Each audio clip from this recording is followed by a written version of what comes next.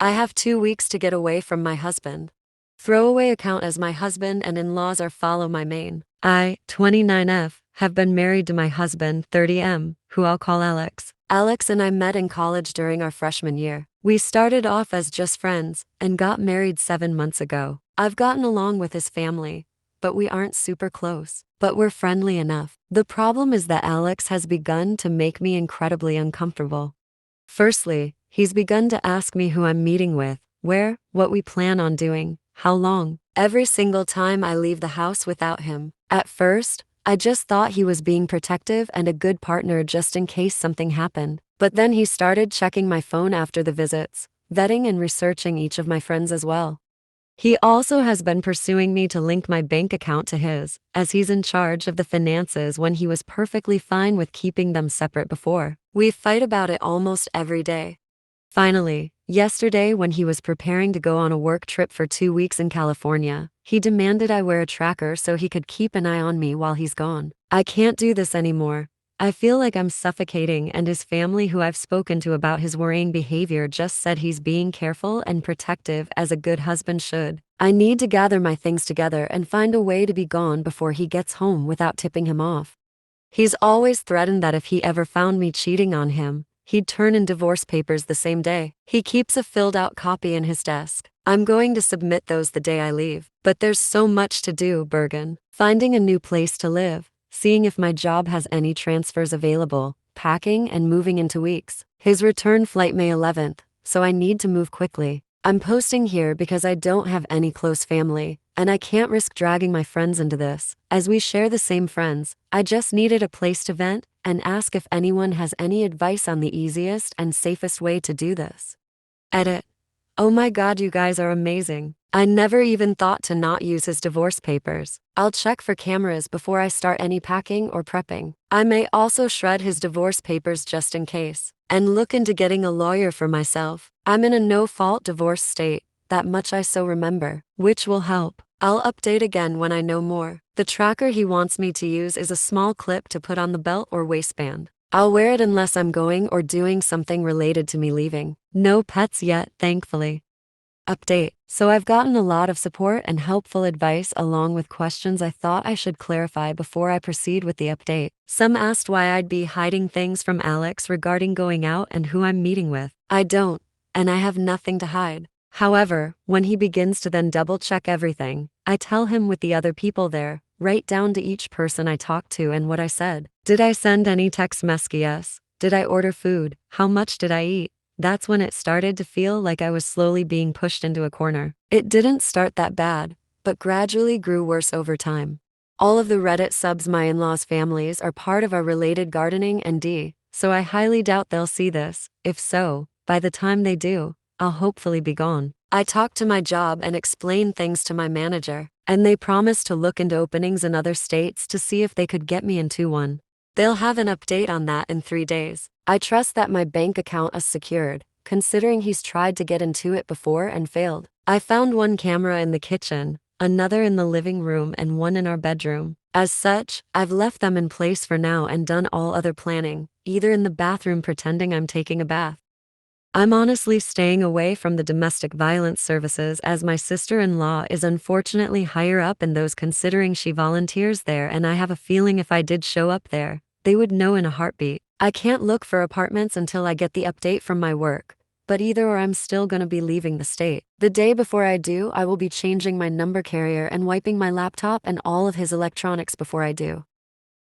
I've met with 2 lawyers so far and had them look over the paperwork my husband had prepared, and both said that it didn't have some clauses in it that could have caused me some trouble down the line. What alarmed all of us closed the fact that several of those clauses dealt with future children, and not as a hypothetical, like several hair suggested. I have a feeling he fully intended on getting me pregnant to keep me trapped and tied to him.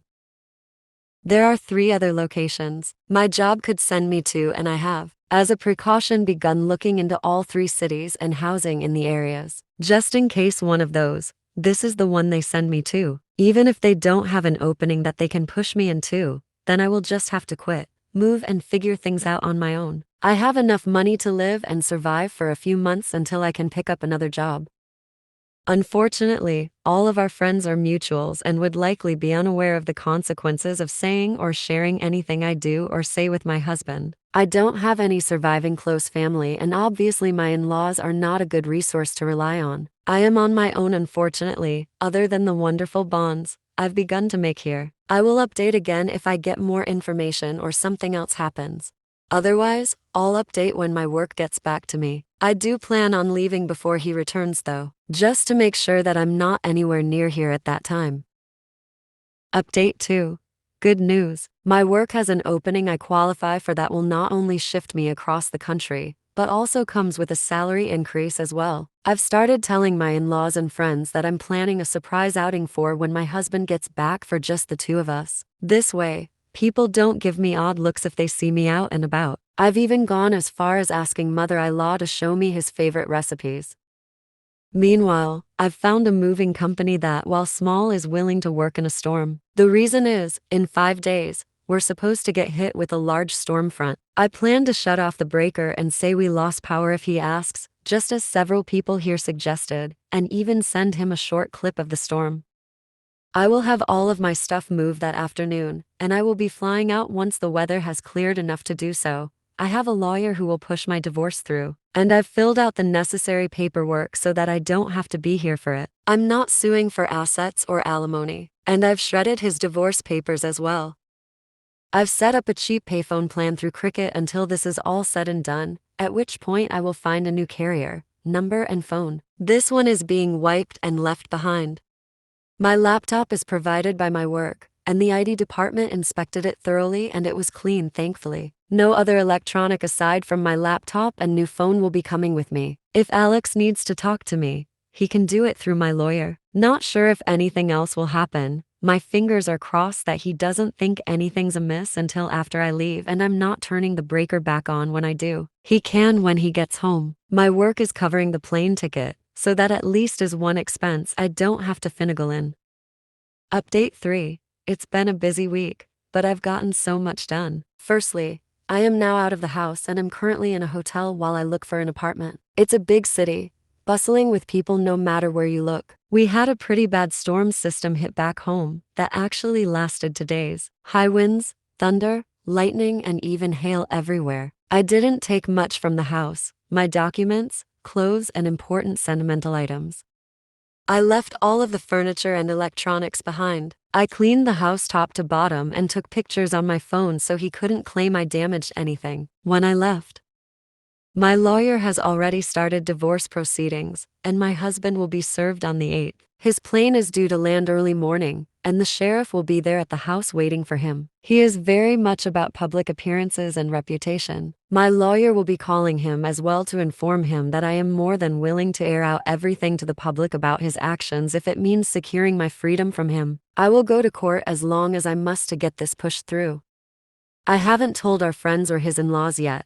I will do that while he is on the flight to prevent him from getting wind of it. Before he's handed the divorce papers, I will be calling around and explaining why we're getting divorced, to try and prevent him from twisting this into somehow being my fault. I don't want him trying to claim I had an affair or something, so I want to get the truth out before he can twist this.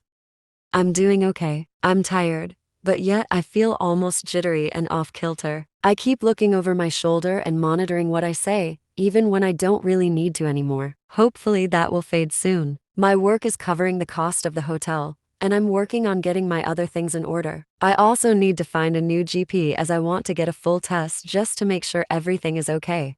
I don't know when my next update will be, probably when the divorce papers are filed or if we have to go to court to push them through. I will try to keep my head up, but it feels like I'm in a whirlwind or something with so many things to do and think about. I kinda thought it would be easier once I got out of the house, but while the fear is smaller, somehow the number of tasks only seems to have grown.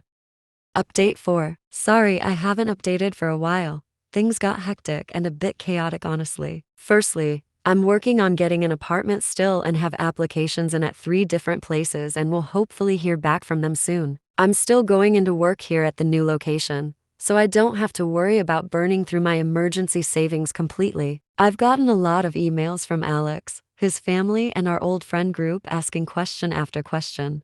I have only sent one return email to Alex, explaining that I don't believe we are truly compatible, and it is best we separate now. That his treatment of me when I'd done nothing to deserve as such was just as much of a deal breaker as cheating was for him. I ended the email with the statement that I would not be contacting him further and anything else he needed to pass on to me or vice versa would be done through my lawyer. For his family and friends, I just typed up one email outlining everything that had happened and why I left. I told them I wished them no ill will, but that such treatment of his wife and partner was not acceptable. That should Alex get remarried in the future, I wish they would help support both partners and not just Alex. Alex, from what my lawyer told me, was livid when he was served. The sheriff actually ended up booking him for assault on an officer and menacing due to the threats he was shouting. His father bailed him out in a few hours, but with the testimony of the sheriff, my lawyer believes I have a very good chance at getting a restraining order. Alex, upon returning to the house, apparently lost his temper again, breaking the dining table into pieces as well as the TV, and putting several holes in the walls. At least that's what one of the emails from one of our friends reported, as Alex called him to help him clean up the mess. My lawyer already has pictures of the house I took, with timestamps as evidence. Nothing had been damaged by me. My friend reported that Alex tried to claim I'd been the one to trash the house, but the holes in the wall were at head height. Alex is 6'3", and I'm 5'4", so he knew that was false. Either way, taking the pictures definitely will help me, so again thank you everyone here for the advice because I never would have thought of that on my own. My work won't share details of where I am, as I do work with some higher-end clientele who value security, and that information won't be gossiped about. And no, I'm not some stripper or escort. I deal with contracts, notary, and business management. As such, even if Alex tried to use my work to find me, he wouldn't succeed. Update 4.5. It's been a little bit, and I thought I'd answer some questions before giving my update. It may be a while after this until things change. Firstly, no, I didn't bring my car. The public transport here is good enough to use without needing one. I have secured an apartment, and the building has good security. You need a key card to enter, and there is a security guard at a desk right by the entrance to the building. As part of my contract, I gave them a photo of Alex and his family so that even in the off chance they do find me, they won't be let in. The responses I got from the emails varied. His family said I was overreacting, and that I owe Alex an apology for the problems this has caused him. The pending criminal charges puts him at risk of losing his job if he's convicted. Alex sent a long email, apologizing and pleading for me to come home. He said he was worried for me, that he is willing to go to therapy if it will appease me. He wants us to remain together, and he didn't think leaving was an appropriate response to his genuine concern and worry for my health and safety. The friends gave somewhat lacking replies, saying that they didn't think Alex was ever going to hurt me and that I shouldn't be letting my imagination run away wild. As much as I want to say I was surprised by the lack of support, I'm honestly not. He intends to fight the divorce. I am letting my lawyer handle it, and I am also pursuing a protective order as well. Once I got approved for my apartment, I also froze my credit. I've changed my phone carrier and number, as well as making sure none of my documents list Alex as next of kin or POA. Some have asked why I was so paranoid about Alex and his possible future actions. The answer for that actually is somewhat simple. My grandmother. I loved that woman to bits. As a teen, she explained why my grandfather was never around. He was extremely abusive and manipulative, and her generation didn't allow divorce really. She wouldn't have been able to buy a house or get a good enough job to support her and my mother on her own. As such, she endured it, shielded my mom as she could until my grandfather died. When I felt like I may have been overreacting, I remembered how she'd said she'd always wished she'd been able to see grandfather for what he was early on when she may have been able to annul the marriage. I don't know when I'll update again, maybe when the divorce goes through or if something big happens, but until then, I'm just trying to keep my head above the water. Thank you for watching. Make sure to subscribe so you won't miss out on more daily Reddit stories in the future.